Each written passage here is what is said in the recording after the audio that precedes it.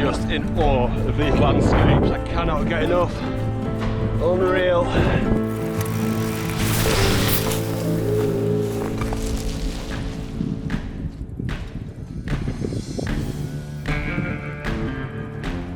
Standing in Badwater Basin in Death Valley.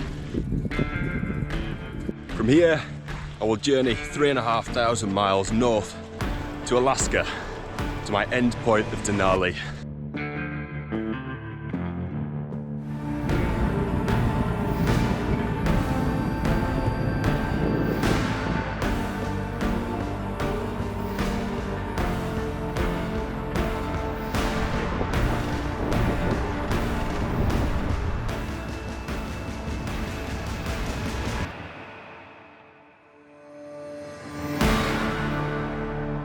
My journey from Death Valley to Denali was a 3,500 mile journey.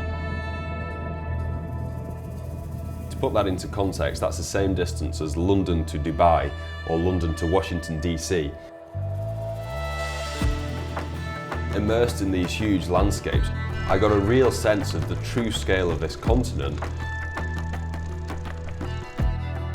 And in many ways, how small I am and we are as individuals.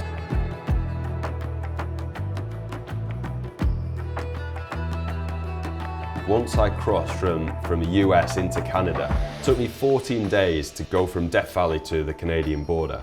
And it took me another 14 days to just go through British Columbia, one state in Canada.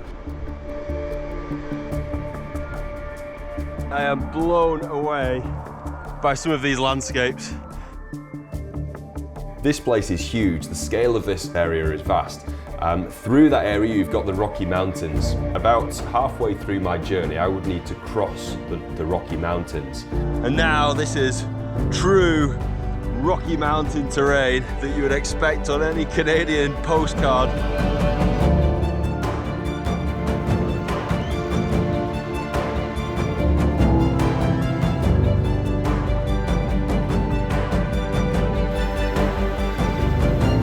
This was a big leap of faith in many ways, because I'm just on the edge of winter. These roads are only just opening up. There's still a lot of snow, there's still a lot of ice. You can see old avalanches which would have cut off the road at certain parts of the year.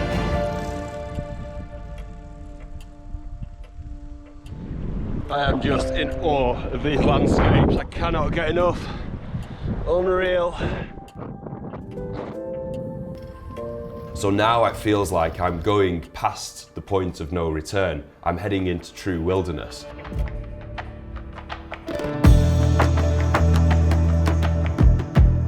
I'm up here on the hills on the Oregon-Idaho border. The landscape is totally different. It is green, the sun is shining, there is no wind. This felt like a great American journey. Currently coming towards the end of Big Smoky Valley here in Nevada. The Sierra Nevada mountains, and still plenty of snow on top of those peaks behind me. You know, traveling through Nevada, even a few days, now it feels like I'm almost in the Wild West. The towns I'm going through, they're old saloons and rusted old trains from the gold rush in the area. Riding through Goldfield, a ghost town apparently. Pretty cool to see a place like this. I'm staying in this saloon over here.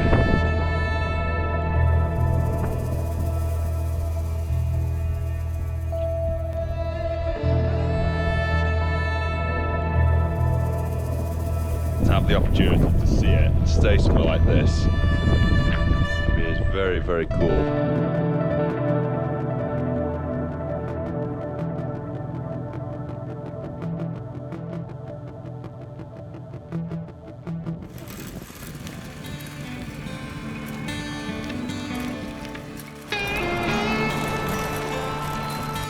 Cycling on the freeway once again, not fun.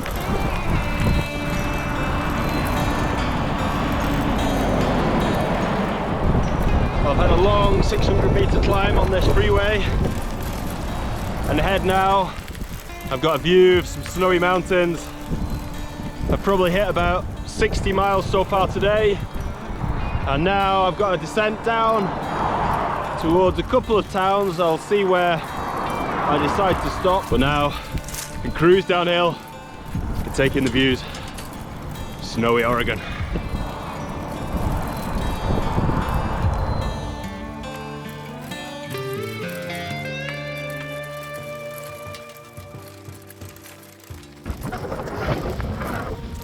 So this is not what I was expecting today. Desert snow.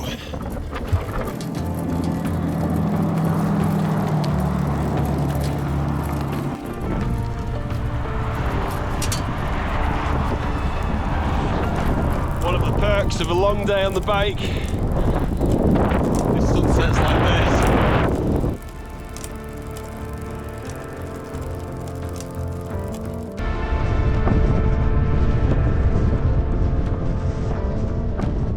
Just look at these views, what a place to be riding my bike.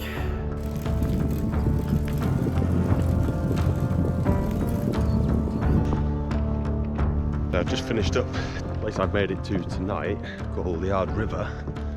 It's got some hot springs, which is incredible, because I've done about 400 miles in the last 4 days. And so the idea of soaking in some hot springs sounds amazing. So I'm going to walk through this amazing forest on these boardwalks and go and have a soak.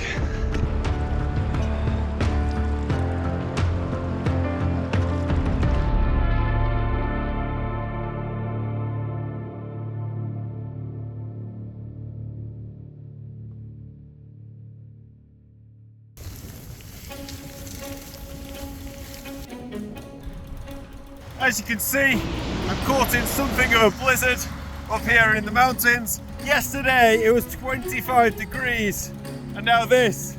What a day it's been. We've had rain, strong winds, and now there's a bit of a snow flurry. This is probably a sign of things to come.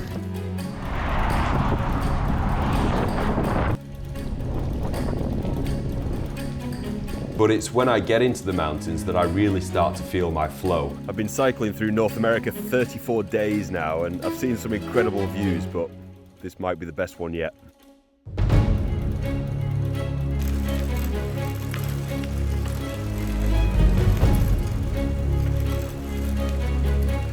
Start to really get to grips with this journey and feel like I'm getting into my stride, and maybe, after my initial doubts, maybe it's possible.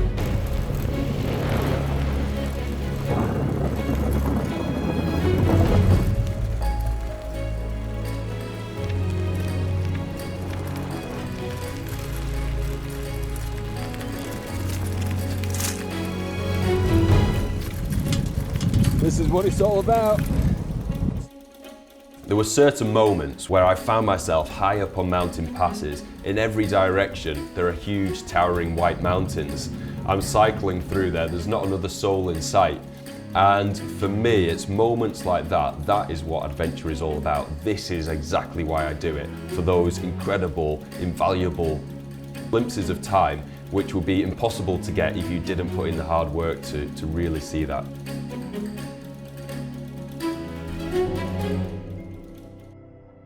I'm riding my bike and feeling good.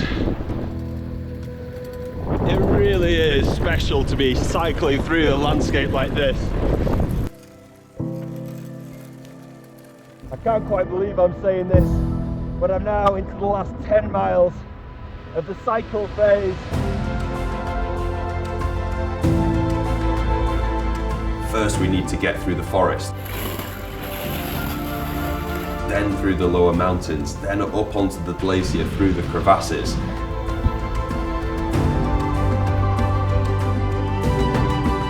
Every day we were on that journey, the mountains are getting bigger around us.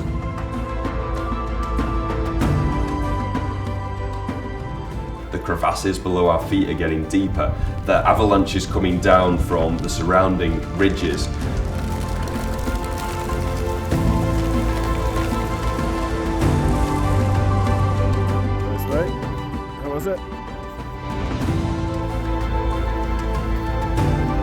And now it feels okay, we're in a real serious landscape here.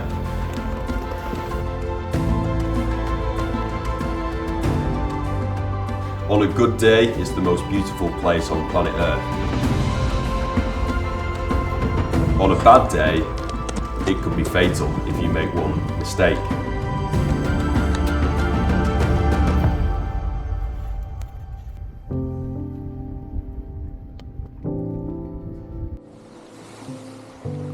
It has almost this poisonous beauty to it, where you need to stand back, you need to respect the environment you're in, but of course you've got to admire the incredible beauty. I came away from North America just feeling that this is a place, although we might not think of North America as somewhere that we can go and explore, it is still ripe for exploration in the 21st century. So we're now on to the last push.